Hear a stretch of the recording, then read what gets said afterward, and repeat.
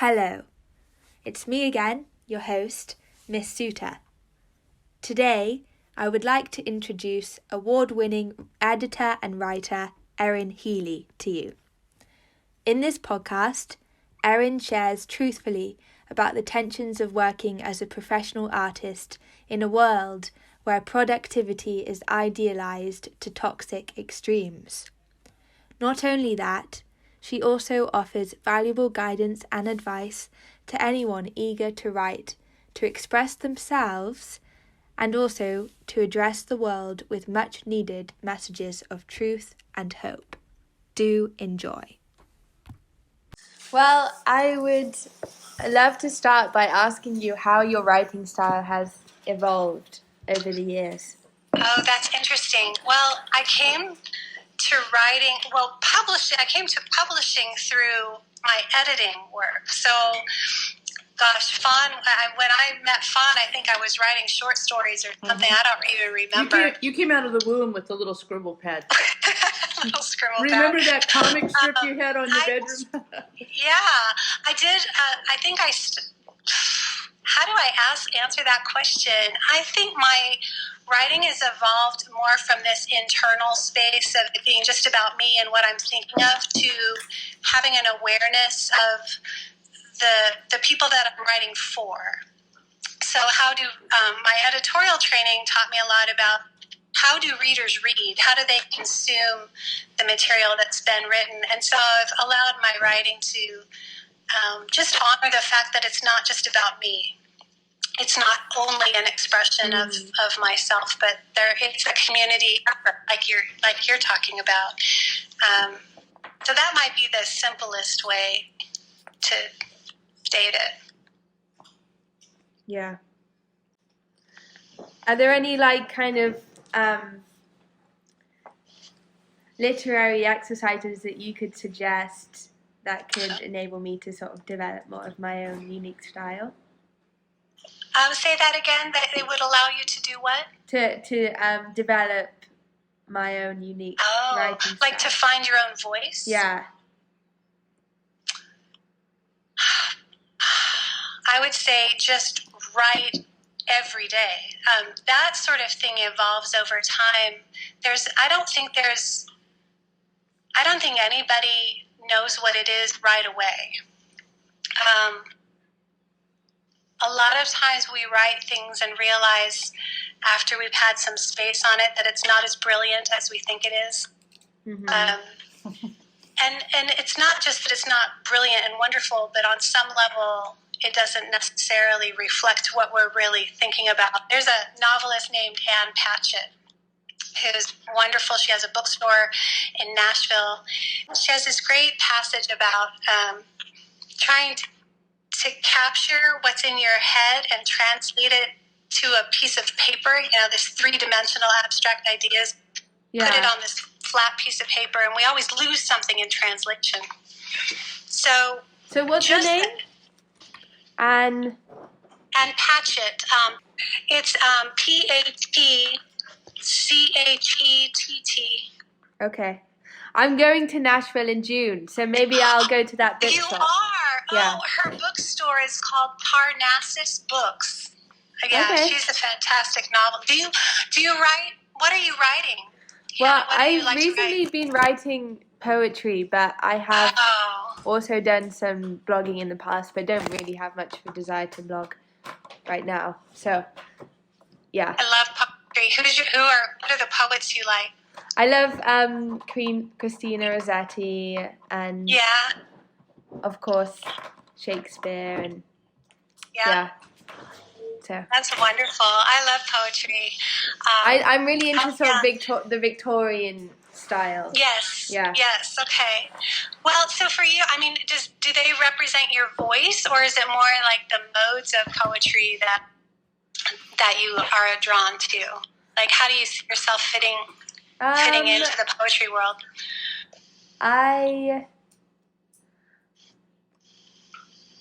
I'm kind of more in the early days, so I'm not really sure. I'm just sort of sort of glean inspiration.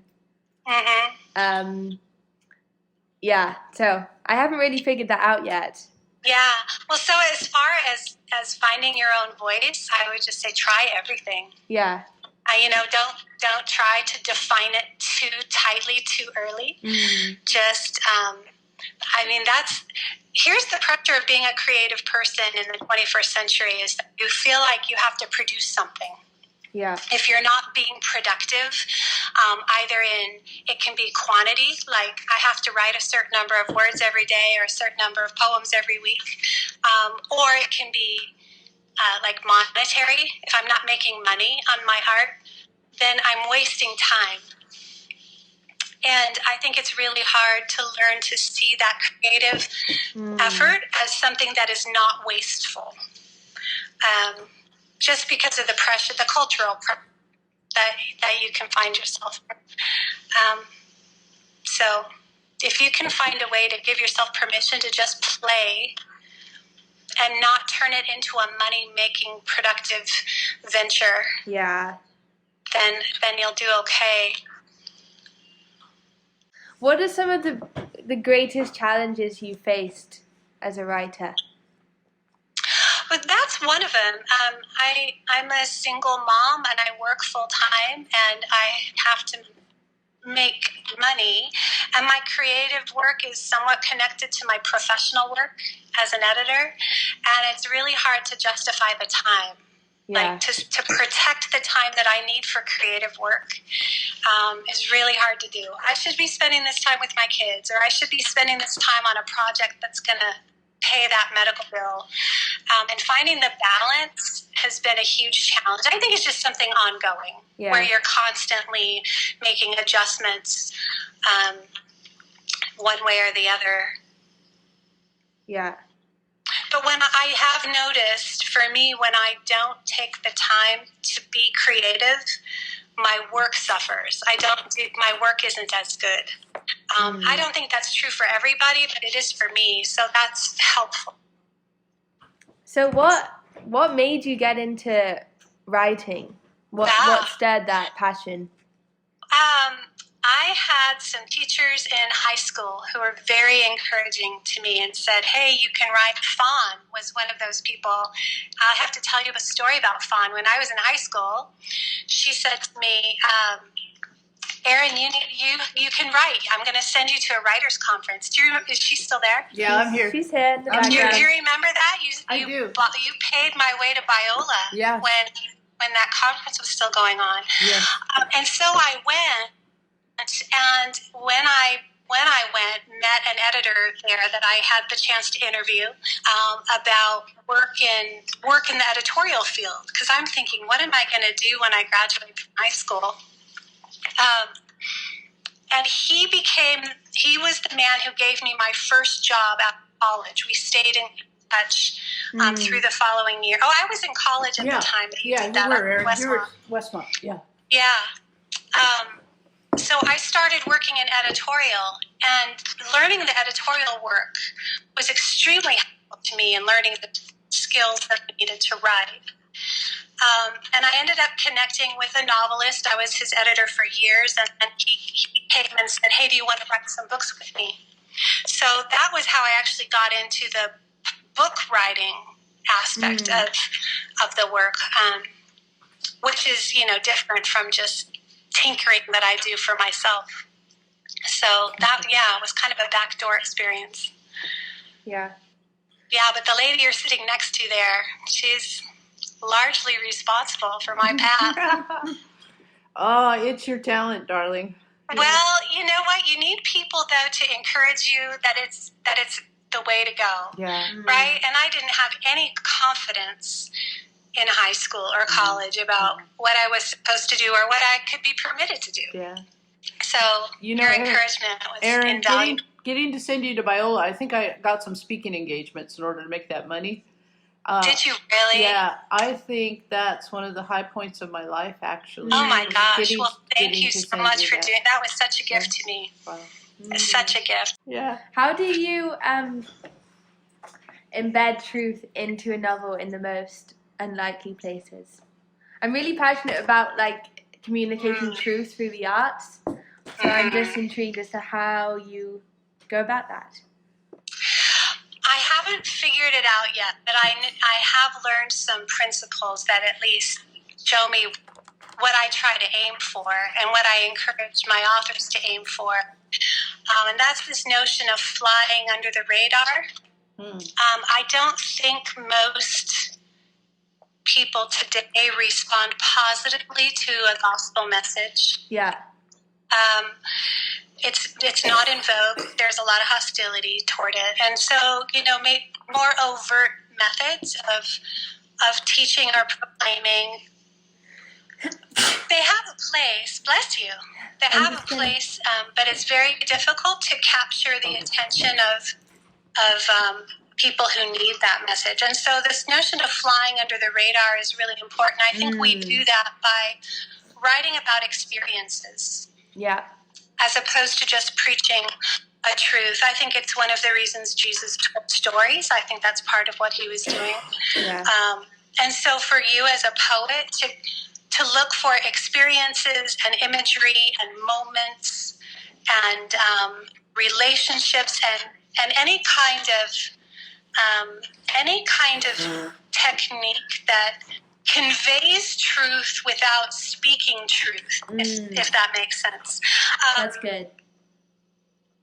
Who is it? Was it Augustine? Who is the one who said, preach the gospel at all times and if necessary, use words? Yeah, it's been attributed to many people, but I don't know if Many anyone's people. actually proved it. The concept there as a writer is strange, right? Because we use words all the time. But what I'm trying to say is instead of being didactic, you tell stories. Yeah. You use images instead of lines, if you will.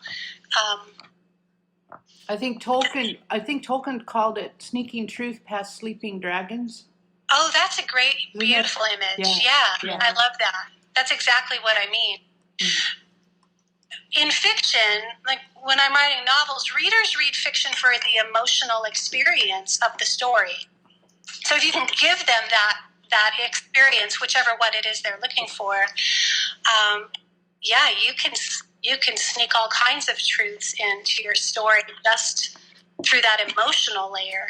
Yeah. So in other words, it's not really intellectual. So there is certainly there's an intellectual aspect to apologetics that many, many people do a fantastic job with. But I think in the arts, one of the things we might be trying to do is slightly outside of that academic approach to our faith. Yeah. The appeal to the human heart. Right, yeah, very much so. Yeah. And that's okay. I don't think there's anything wrong with that. It doesn't make it less than. Who's an author, Erin, that has done that for you? Like snuck truth in, Chaim Potok was the first one that I ever read that made me feel that way. And of course, he's Jewish. He's writing about the Orthodox Jewish experience. Nevertheless, I think there are some truths that transcend religion. Yeah. So he was, for me, he did that for me. So, for example, Han, I don't know if you've ever read him. One of his most famous books is about a Hasidic Jewish boy who has an artistic gift. And of course, because in Orthodox Judaism, there's, no graven images. It's idolatry. The arts are frowned upon. But through a series of events, he eventually he comes under training with some of the great artistic masters and learns to paint.